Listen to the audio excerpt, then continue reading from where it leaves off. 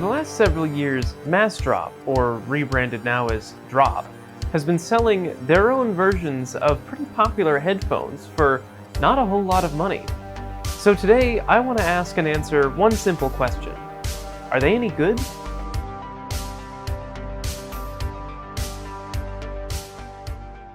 The way that Massdrop works is that they go to a company and ask, hey, if we have X number of people who are willing to buy a product at this price point, would you manufacture a whole bunch of this product for them to buy? This is how their very popular HD6XXs actually function. They typically will collect a certain number of pre-orders from their members, and then Sennheiser will produce X number of these headphones. Now, if you watched my video on cheaping out on your gaming display, then you'll be familiar with the concept of binning. Basically, these are usually going to be made with headphones and drivers and components that don't quite live up to the standards of the Sennheiser's normal pairs of headphones. In this case, the HD650s are the sound signature that they're going for. Because of this, the drivers might not be able to achieve quite the same level of clarity or noise reproduction that the 650s can. The three headphones I'm going to be looking at today are what represent, I think at least, the three most common entry points for people who want to get into audiophile headphones, especially if they want to use Massdrop to do it.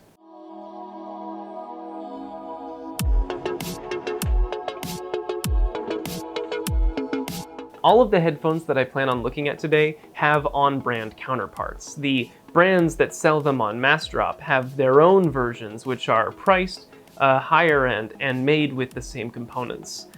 And all of them feel basically identical to their on-brand counterparts. None of them have distinct build quality issues, and I would go so far as to say that the Sennheiser headphones feel basically identical to the construction of the real-world counterparts. With that in mind, these are also all audiophile headphones, which means there are very few represented in this lineup that I would say are great for taking to a coffee shop or even walking around with. Most of them are big, bulky, and typically require your desk to power them anyway, so they're not going to be your wear around town headphones. With that said, let's get into the real review. Number one on the docket are the Meze 99 Noirs. Buy them. Honestly, if you want very comfortable headphones, buy them right now. I haven't worn anything else that's even in the same ballpark in terms of comfort and comfort over time. They have this ratchetless, self-adjusting mechanism that just slides right onto your head, and they're so light, I could honestly wear them for hours at a time. The other thing that makes these special is that they're the only headphones represented in the entire lineup that can be plugged straight into a phone. If that's a use case that you could see yourself doing a lot, then buy them.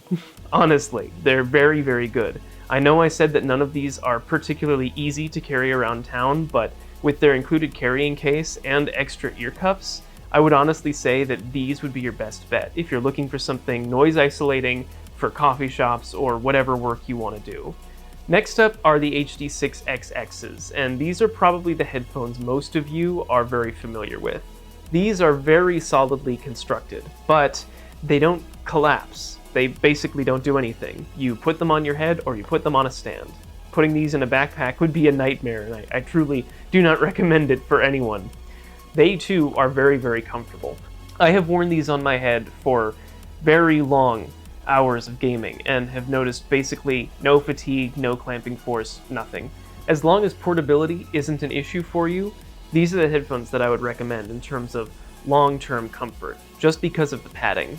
The pads on the Mezes are nice, but they're leather, which means they can get a little bit sweaty, versus these are all a fabric material. The downside of that is that they need to be replaced more often, typically every 6 months, but it does mean that your ears and the top of your head can breathe a lot more easily. Lastly, we have the big boys. These are the Hyphaman HE4XXs. They are planar magnetic headphones, and they are the heaviest headphones I have ever worn. Seriously, these are some of the most chonkster headphones that you'll ever put on your head. Full metal construction, metal banding, metal yoke, metal housing, metal back. The pads are made with this strange felt material that actually rubs against my glasses quite a lot. It does help with the head sweat issue that I was talking about with the Mezes, but honestly, I'm not sure if the trade-off is worth it. The leather on the outside still makes them get incredibly hot over short periods of time, and they can be quite uncomfortable. If you're looking for comfort over sound quality, probably skip these.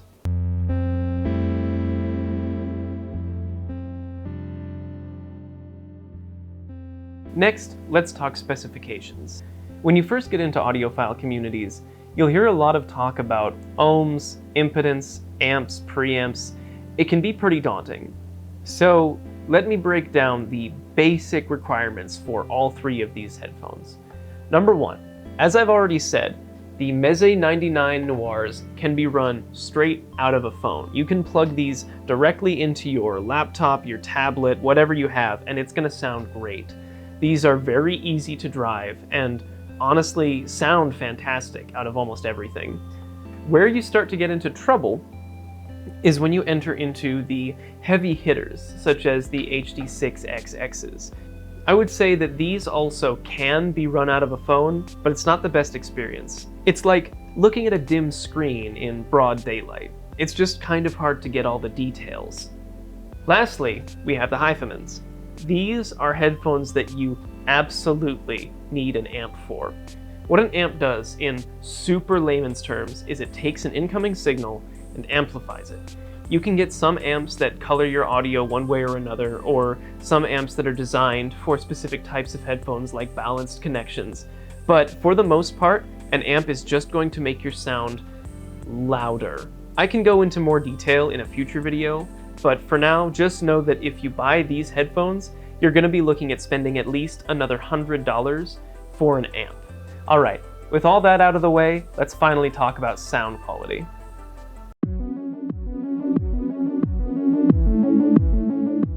Just for anyone curious, I use a Behringer Xenix 302 USB mixer for my DAC, and then I feed that out to a Shit Magni Heresy, which is my amp for all of my headphones.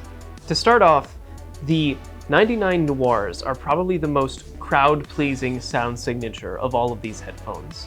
It comes down to what's known as a V sound signature, which is extra bass and extra top end. It makes all songs with bass tracks sound a little bit more punchy, and it makes vocals really come out ahead of all of the instrumentals that can take place in a song. These headphones are what are known as closed backs, which is what most people typically think of when they picture headphones in their mind. They have closed off cups that don't allow any noise from the outside to come in and prevent noise from the inside of your headphones getting out.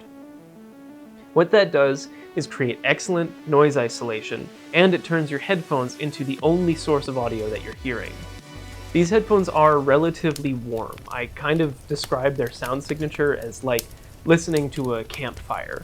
They really like added bass if you're using a mixer like I am. Everything I listen to, from gaming to movies to music, all sounded, I would say, pleasant out of these. They don't have excellent instrument separation or track separation. Honestly, there's a lot of crossover in the frequencies that these headphones represent. But what they do is create a very satisfying listening experience.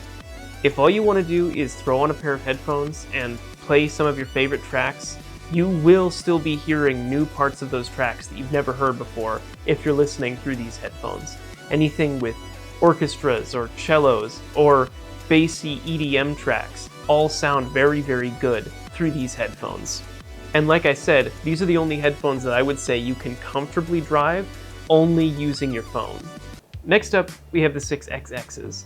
These are open backs, which allow all of the noise that the headphones make to be sent out into the room that you're in. This creates what's known as a wider soundstage. It makes it sound like the room that you're in is where the music is coming from, not just the headphones that you're listening to. The reason open back headphones can be preferred by some is that it allows for your headphones to feel bigger than they actually are. The downside is that if you're in a loud environment or you're trying to keep your music to yourself, typically that's going to be impossible with these headphones. These are also what I would describe as analytical headphones. What that means is there's so much attention put into their instrument separation that you can basically hear every single part of the piece of music that you're listening to. It can be distracting at times, especially for songs that are recorded live, so you can actually hear band members moving around and changing positions. It's kind of strange. Go ahead and listen to the live recording of Amber by the Revivalists using headphones like these. Now, of all the headphones represented in this lineup, these are the darkest. And what I mean by that is they love extra bass. I found myself increasing the bass slider with these almost constantly, just because they sound so satisfying with that extra bass added. There's almost no upper limit to how much bass you can throw with these, and they sound so good.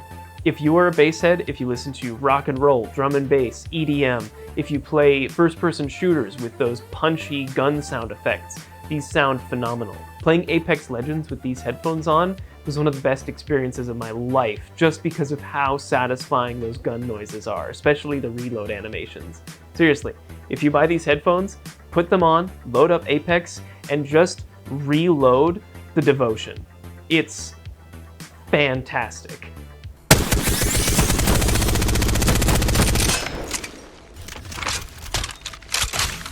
Lastly, the Hyphaman 4XXs. These are the best headphones I've ever worn.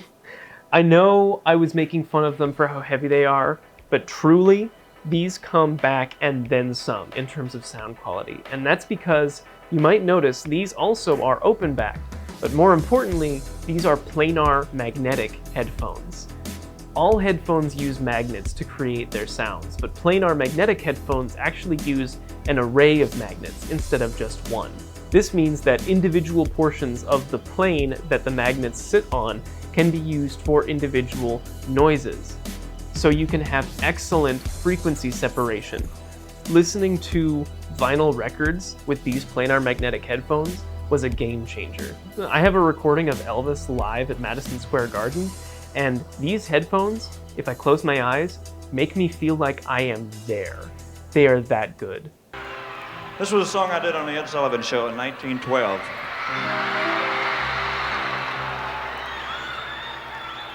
You ain't nothing but... Now, you don't know what I'm gonna do yet, man. You know. The downside of that is that these headphones hate frequency changes. They have a sound, and they want it to be that sound. I tried adding bass, removing bass, adding treble, removing treble, making frequency adjustments in the mids, and honestly, nothing sounded as good as just listening to these headphones the way they were intended to be listened to. If you like adjusting the way that your music sounds, truly, I cannot recommend these headphones because they don't want to be personalized. They want you to listen to them on their terms. They don't have a very V-shaped sound to my ears, but they do have some added treble. It makes them sound sparkly, which honestly makes them very good headphones for movie watching. So, to summarize, if you're looking for out-on-the-town portable headphones that you can play from basically anything and have a good time with all of the music that you'd want to listen to, buy the 99 Noirs. If there was anything that I said about any of these three headphones, then honestly, I recommend you go to Massdrop right now and buy them. But that's it for me, ladies and gentlemen. Thank you so much for watching. I have a lot of fun putting together videos like these. If you'd like to see more in-depth dives into headphone varieties and the terminology that audiophiles use, please let me know in the comments. I'd love to make more videos about that. But until then, if you're itching for more content from me, I've been trying to stream more regularly. Right now I'm playing through Skyrim by using only unique items. God, this axe swings slow. Kind of a fun time. We're about to complete the entire Dark Brotherhood quest line for one flawless ruby. It's gonna be great.